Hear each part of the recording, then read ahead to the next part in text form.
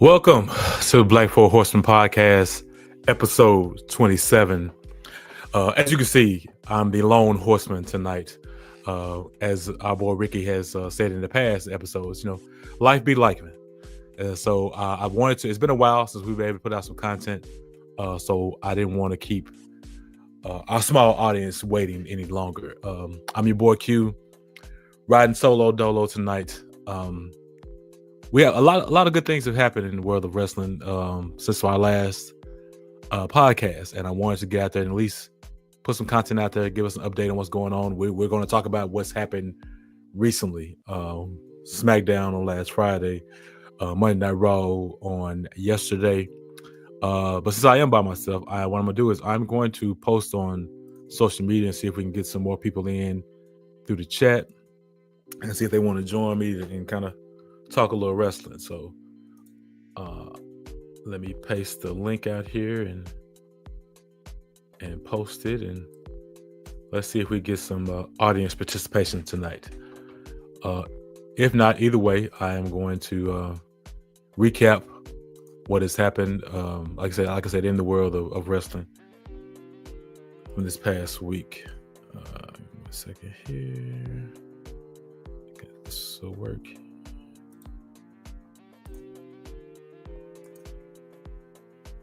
All right, so the links are out, and so we're gonna open this chat up and let's see if we get anybody to join us.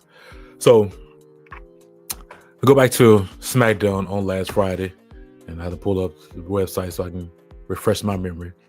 Everything that's going on with wrestling now is leading up to WarGames, which is the pay-per-view / PLE in a month of November. It's part of the Survivor Series pay-per-view. WarGames is traditionally the rules have changed over the years. There's been 5 versus 5. There's been 4 versus 4. There's been some triple threat matches, 3 versus 3 versus 3, inside the dual cage, 2 rings. Anything goes. So, and that's what we're leading to. So on SmackDown, we have what's going on with the new Bloodline, Solo Sikoa and his group, along with the OG Bloodline. We have Roman back. We have Jimmy and Jay back, finally together. And we got the honorary Uce, Sami Zayn, finally back, seemingly on good terms, trying to take out Solo Sikoa, Jacob Fatu, the Tongans, Tama Tonga, Tonga Loa. And leading into SmackDown, there was always talk about who's going to be the 5th guy. Me personally, I don't know why you need a 5th guy. This is family business, and everybody that's been involved, even with Sammy, this honorary family, has been family members. But that's been the going take of who's your 5th guy? Who's your 5th guy? So this match is going to be 5 versus 5. What we found out on SmackDown, and I'm going to be jumping back and forth. There's not in particular order as far as what happened in this show. Is that we got Big Bronson Reed. Now looks like it's going to be the 5th and final guy for Solo's team. Now, if you didn't know who Bronson Reed was and you just looked at him, he looks Samoan, and he may be Samoan. Maybe he has some Samoan heritage, but he looked like he fit with the group. Maybe he came in, wrecked shop, destroyed the OG Bloodlines, the Usos, Sami Zayn. He even gave the tsunami to Roman, and Roman was left helpless. And one key thing that happened after the melee is that Jey Uso mentioned to Roman, "You need to make that call." We don't know who the call is for. I mean, is it for the 5th guy? Who is Roman going to be calling? And we find out later that night that at least we think he tried to call Paul Heyman. Now, we have not seen Paul Heyman in months since he was since the new Bloodline took him out and they powerbombed him through the table. We have not seen Paul Heyman since. So, but what was I don't think anybody was expecting when he picked up his phone. Roman is now beat up. He's sitting in backstage holding his ribs. He pulls out his phone. If you go back and watch it, he just says, "Call." And Everybody kind of paused for a second. Call the wise man and the crowd. Uh, they had to, so, and the sound that you heard after there was the do do do. The number you have dialed is no longer in service. And if you look at back, they had to play it twice because the crowd erupted so much when he said "call the wise man." They don't think people heard the phone message afterwards, so they had to play it again. So now you're thinking, okay, why is Paul Heyman's phone off? Why can we not get in contact with Paul Heyman? The internet took that and ran with it. There's been different theories out there I've seen where people say, well, you remember when Solo crushed Heyman's phone? Tell me he hadn't gotten a new phone since then. Get your number transferred over and get another phone. Some people are and that's one theory out there. It could be the fact that maybe Paul feels some type of way. Therefore there was when the new bloodline was forming, Paul was still around and he was kind of left with them, and nobody, and mainly Roman Reigns, didn't call to check on him, didn't try to see, where's my help coming from, where have you been? So maybe maybe he changed that number because, well, y'all didn't see after me when I was going through, so now now you need me, now you want to call me. That's one theory.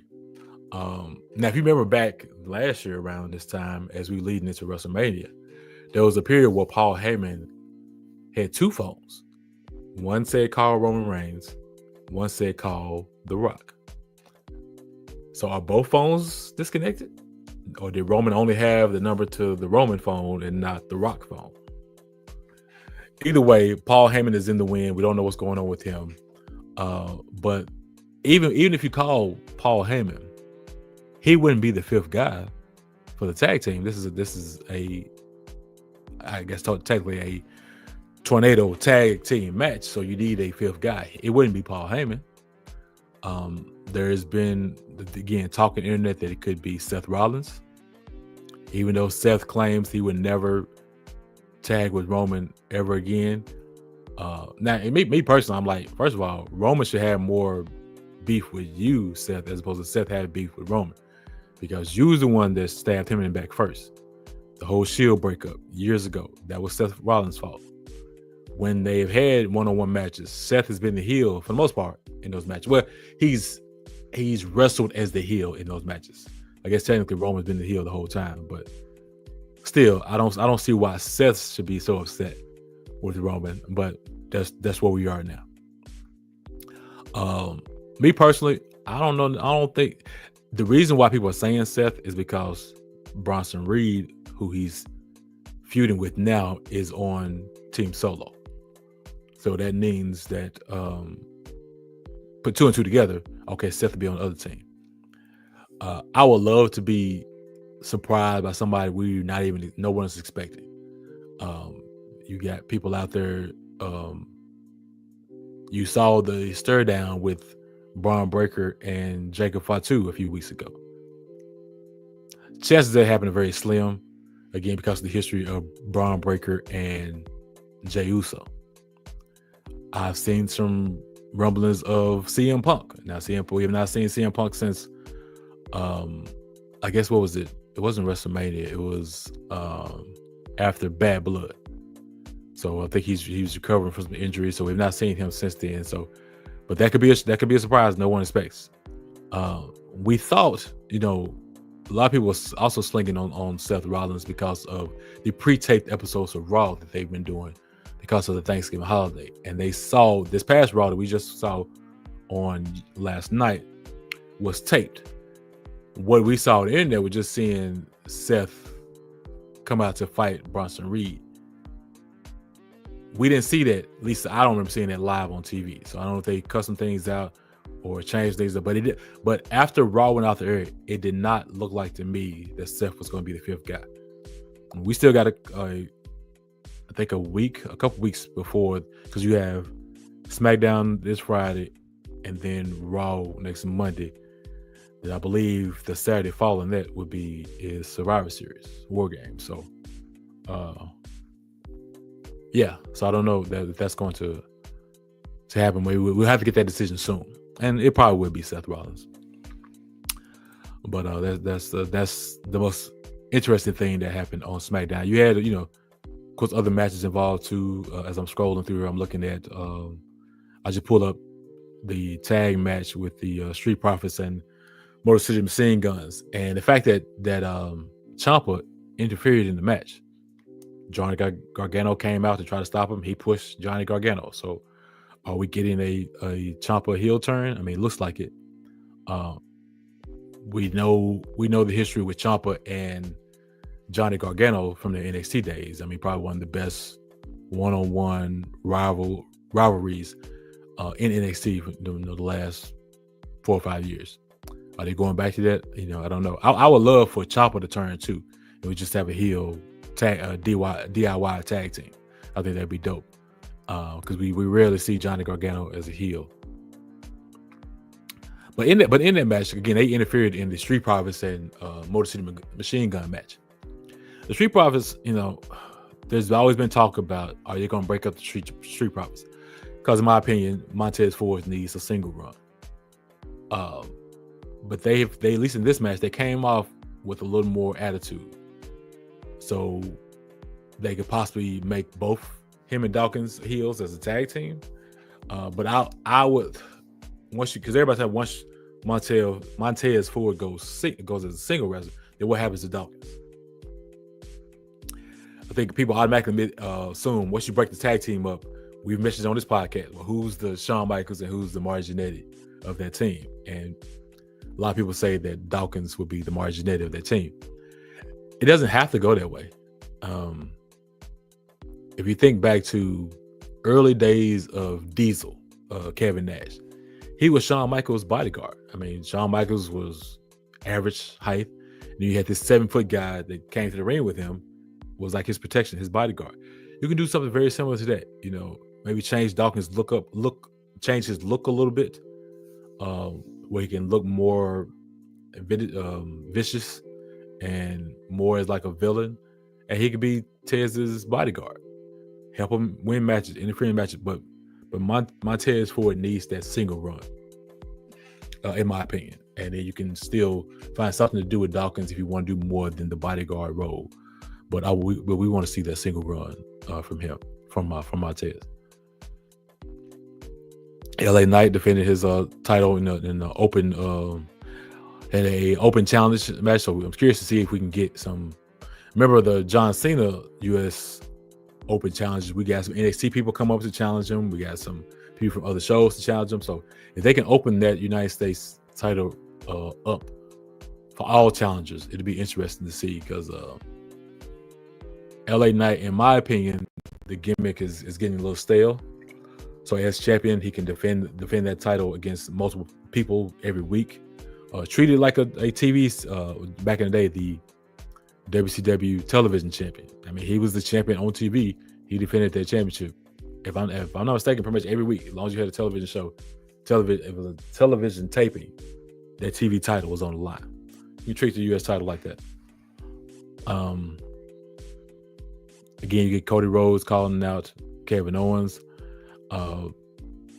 That's going to. I think Kevin is supposed to show up this SmackDown at the end of this week, this Friday, because that match has not been scheduled. That may not happen at Survivor Series. It may, but that's another, I think, brutal match that could, with Owens as a heel, Cody as a babyface. They still hadn't explained why Kevin Owens attacked Cody Rhodes to begin with. The whole parking lot video that we saw a few weeks ago. And maybe when Kevin shows up this Friday on SmackDown, they allow him to talk a little bit more. Maybe he can explain what's going on and what his motivation is when it comes to Cody Rhodes and even Randy Orton. He took out Randy Orton with a power driver. Now, real quick, you know, that happened a couple weeks ago. I'm an old school wrestling fan. I remember when the power driver was illegal and you get disqualified for using it. I remember people when they attack people outside the ring, and if you really wanted to cripple somebody, you power drive them through a table or on the concrete. I realized that the traditional pile driver had not been used in WWE for a while. I guess that was one of them unwritten rules that it was illegal and I guess banned to use in a match. I don't remember that because it's just something that slipped past me. But to see it on TV and now Kevin Owens did it great. He protected Randy Orton, but the fact that we saw that move and even the commentators kind of brought it up, how that move is not allowed anymore because of the risk of neck damage, back damage, things of that nature. So that was interesting. But to kind of sum up SmackDown again, the main thing was what happened with the bloodline and the OG Bloodline versus the new Bloodline. The SmackDown ended with Roman trying to make that call upon Heyman and just dropping the phone in disbelief that he was not able to get to get a phone call through to the wise man. So the OG Bloodline are now scratching their heads, asking questions about what's possibly next. But we'll see because I don't know. We're leading to the WarGames, but I don't know if the feud continues after WarGames, regardless of who wins or loses. I guess if Solo's team wins, you got to run it back at some point so that the OG Bloodline can finally get on top. But I think even back when the new Bloodline won at, I guess it was Bad Blood, I figure, okay, you get Solo and his team to win now so that the OG Bloodline can win the Survivor Series. That's always been my theory. So we'll see if that comes through. But yeah, that was SmackDown. So again, we don't have a lot to cover, but since I'm only covering SmackDown and Raw, this would be the period of time where I would do a sponsor or an advertisement. I don't have a sponsor today to advertise. I know Sig and his insurance company. You can go back to the last podcast we dropped, episode 26, and even previous ones before that to see that information. Same with Creative Graphics. It does there's t-shirts and designs. Go back to previous episodes to see those links.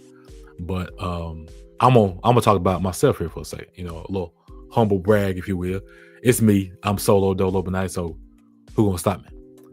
So for those that may not know, I am a member of Omega Psi Phi Fraternity.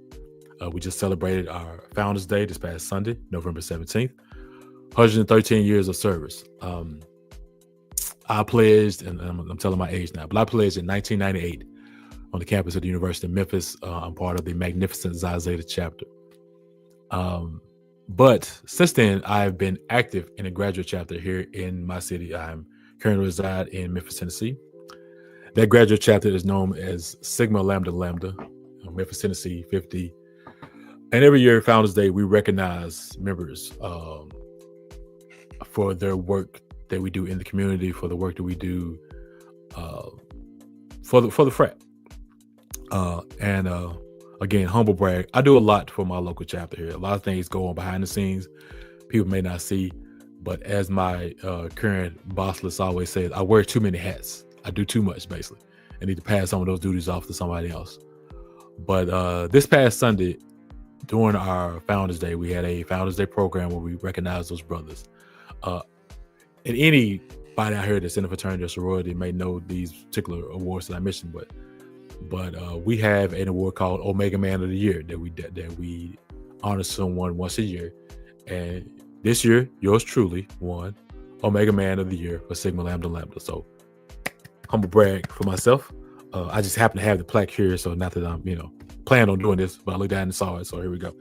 And the font is probably backwards on the video, but as you can see, yeah. So that will be hung on the wall here pretty soon. But doing this sponsorship ad, I figured I'd just brag on myself for a second. Okay, commercial break over. Let's get back to wrestling. Okay, so now we move into Monday Night Raw, which happened on last night. We've mentioned this before. I'm still kind of getting used to Raw being 2 hours. Raw for the longest has been 3 hours long, and sometimes I'll sit there and watch it. It comes on, at least my time, 7 p.m. Central Standard Time, and I'm used to it ending at 10 p.m.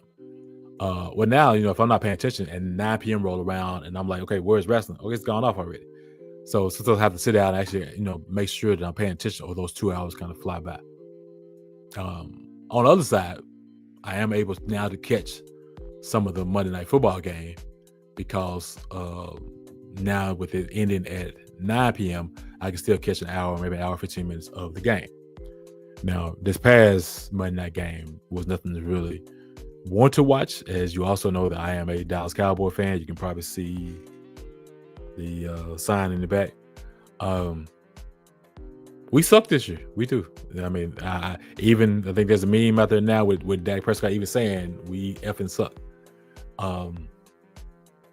And people gonna talk about the Cowboys. It's something about the stars, something about the paraphernalia that the Cowboys fans wear. You always gonna get something.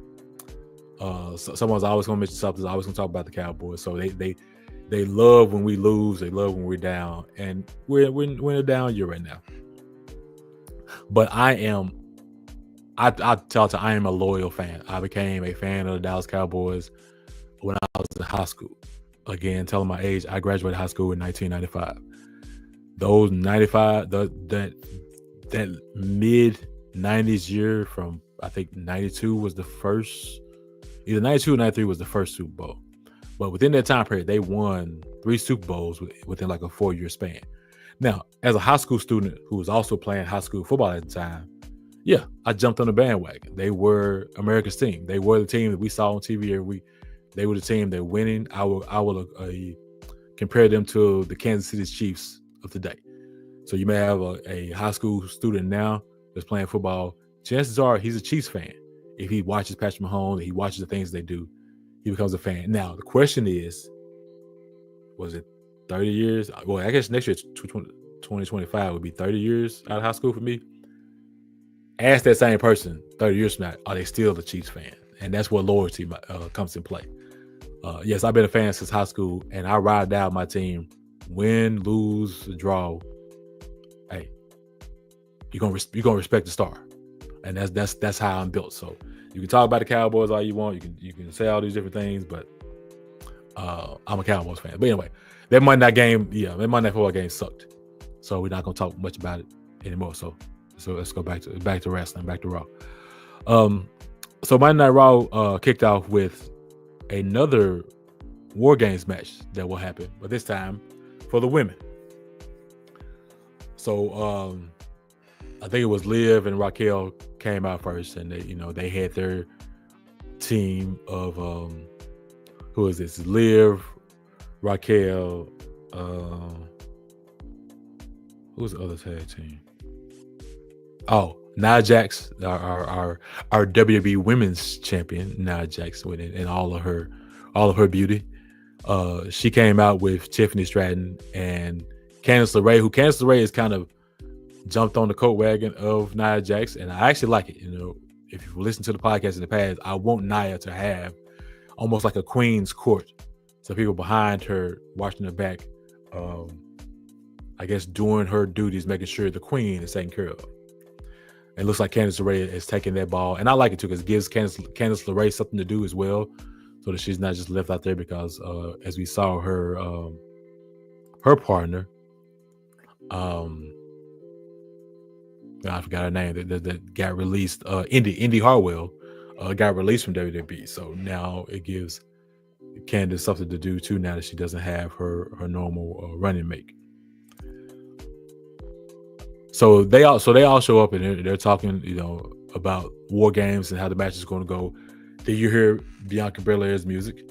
Bianca comes out with her tag team partner with Jade Cargill, and Io Sky, who I like the fact that Io has kind of jumped in with them, and this is more of a respect thing. We know the history between Bianca and Io Sky, and even Bianca and the Damage Control as a collective group. There's no love lost there, but it's the common goal of we both don't like them, and them being Liv, Raquel, Nia Jax, and that whole team. So you have those 5 women in the ring. Bianca comes out with Jade Cargill and Io Sky, Then you get, who was the other one? It was, and I know whoever's watching this is probably screaming the name right now, but I'll find it. Let's see here. It'll come to me here in a second, I know. So Liv, Raquel. So I know those 5. I'm talking about the other. So you got Bianca, Jade. Oh, Naomi. Naomi is, the third of the group. You can actually say Bianca, Jade, and Naomi are a team, basically. They, when there's 3-on-3 women matches, they're usually part of it. So her, Io Sky, and as they walk to the ring, they get in the ring and they're confronting these other 5 ladies in the ring. The 5 ladies in the ring. And even Liv was like, well, the math is not mathing. It's 5 of us and 4 of you. And to be honest with you, I had no idea who was coming out next. I completely forgot about Rhea Ripley.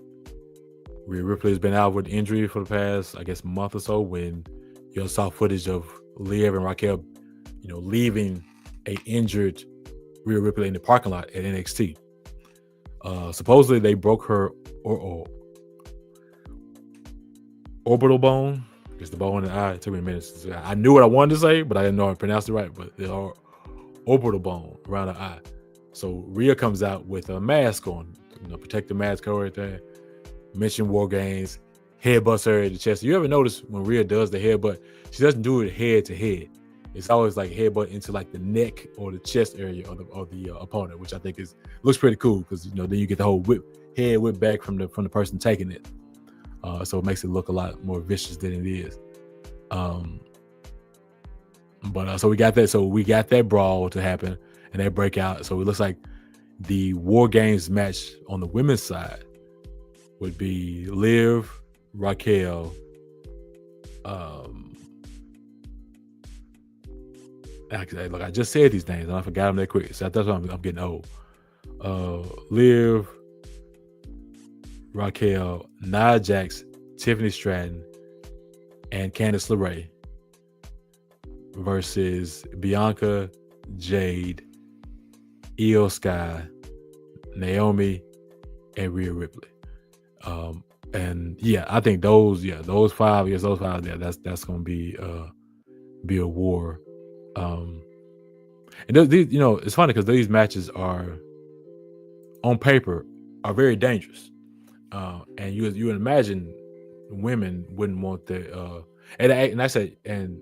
Survivor Series is November 30th, so it's next Saturday, not this Saturday coming up.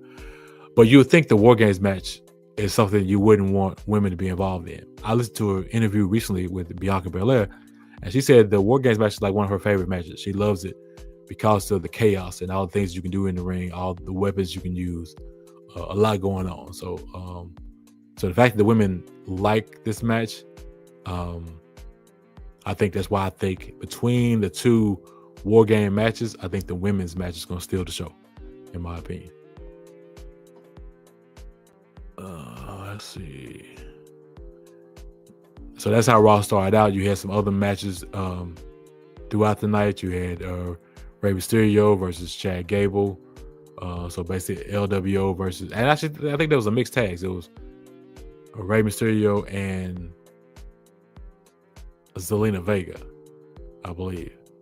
I can't remember. I know there was a ring, so I can't believe it. I don't remember if it was a intergender match or not, like a mixed tag match. No, it was just 1-on-1. But I do remember Rey Mysterio and Chad Gable. And I guess the funniest thing or the weirdest thing happened was after the match, when I guess Chad Gable was upset that he lost, and the Creed brothers, of course, they came to the ring with him. He slapped, I think Julius is the tall one. He slapped Julius Creed, and Brutus, the other one, started laughing, and they started slapping each other and shoving each other. So it gave off real white boy meathead mentality. And you can take that how you want to take it, but that's kind of how I looked at it. So it looked a little crazy. So you had Sheamus versus Braun Breaker for the IC title. Now, I still believe at some point, Sheamus needs to win the Intercontinental Championship. That's the one title in WWE that he has not held. You can make him a Grand Slam champion. But even though he had the title, I didn't think he was gonna win last night, and he didn't. Now what's weird is I was not expecting Ludwig Kaiser to interfere in that. So maybe that's the way of saving Sheamus from taking a pinfall loss. Maybe they're setting something up, maybe a triple threat match between the three of them, because he attacked both Sheamus and Braun Breaker, so it wasn't just a one-sided thing. So we may be getting a triple threat match, or maybe they're trying to pull Ludwig away from Gunther, put him in a singles run, and see what happens. Speaking of Gunther, you had Gunther try to attack Damian Priest. So I thought this was going to be a one-off thing again, the rematch between Gunther and Damian Priest. But the fact that Gunther attacked him backstage, failed to attack him because he went to attack him, Damian Priest ended up getting the best of him. It was interesting when I think Damian Priest said something to the fact that you're good in the ring. You're a ring general. But this area back here, backstage, the street level, this is my domain. So and the fact that he was able to come out on top back there, where that leads to, that's we shall see. I want to see, because I know I can't remember if they've had a match already. I know he got challenged by him as far as Priest and Gunther. I can't remember. They haven't announced. I think the only announced match right now for WarGames is that 5-on-5 women's match that we were just talking about. So if they do decide to run back Damian Priest and Gunther, they'll do it at Survivor Series, I believe. Let me go back here to Raw. So what else is covered?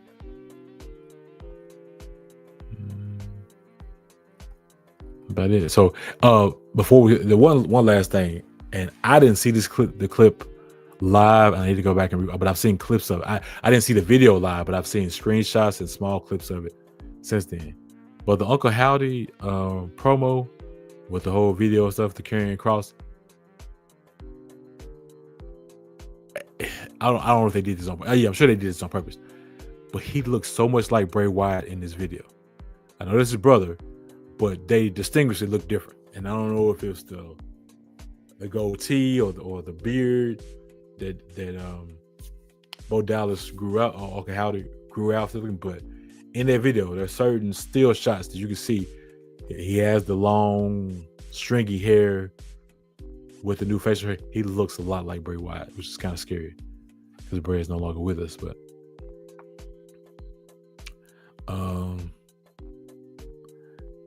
so you had the War Raiders now using their NXT tag team name. No more Viking Raiders, no more Viking Experience. I think that was the first name they had.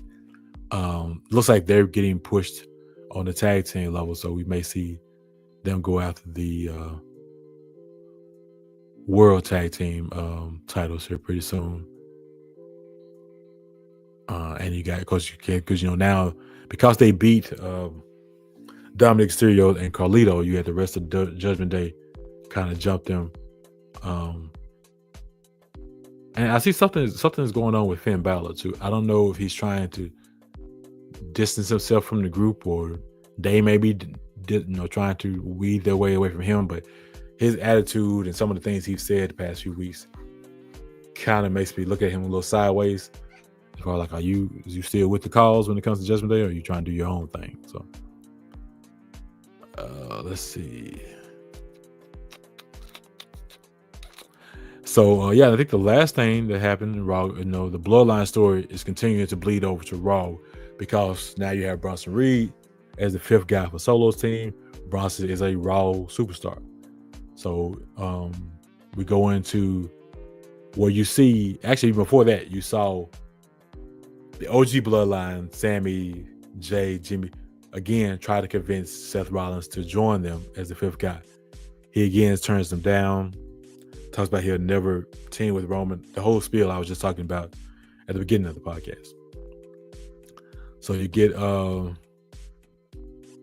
but Seth did have a one-on-one match with Big Bronson Reed as the main event of the show. Go out, typical, great match between the two.